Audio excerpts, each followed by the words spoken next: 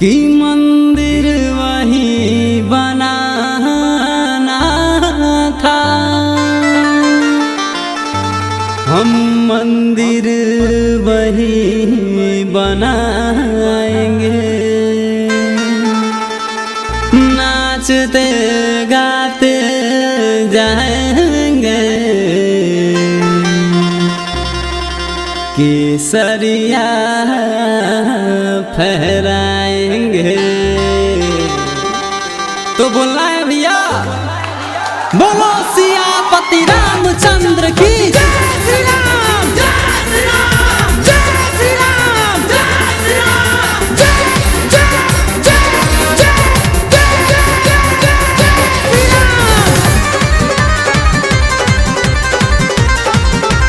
जय श्री राम, जय श्री राम, जय श्री राम, जय श्री राम। हरी इच्छा से पूरी हो गई साध हमारी बरसों की,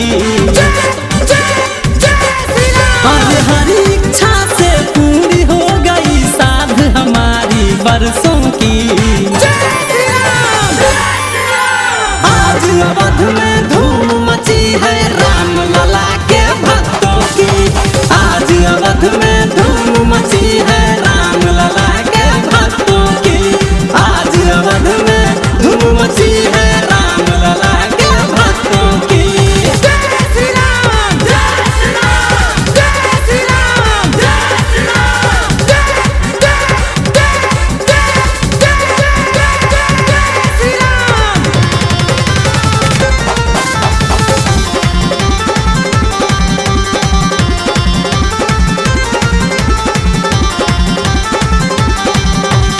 भारत के हर नगर गली में जय श्री राम का स्वर गूंजा, जनगण का मन बोल रहा है वैसा कोई नहीं दूजा।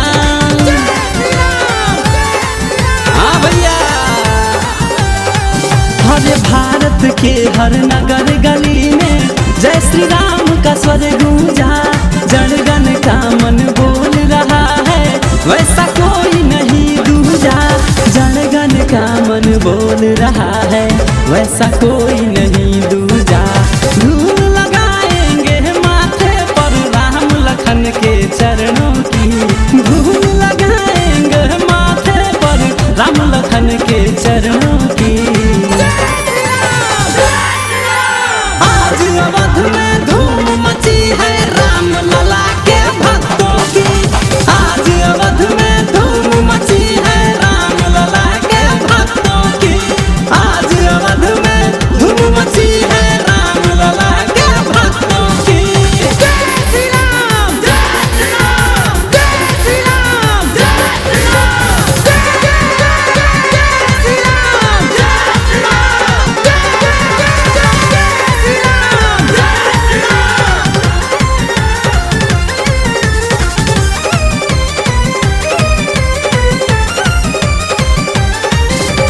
बच्चा बच्चा हुआ है शामिल प्रभु राम की टोली में, सबके मुखमंडल चमके हैं जोश भरा है बोली में। समझे भैया, अरे बच्चा बच्चा हुआ है शामिल प्रभु राम की टोली में, सबके मुखमंडल चमके हैं जोश भरा है बोली में, सबके मुखमंडल चमके हैं जोश भरा है बोली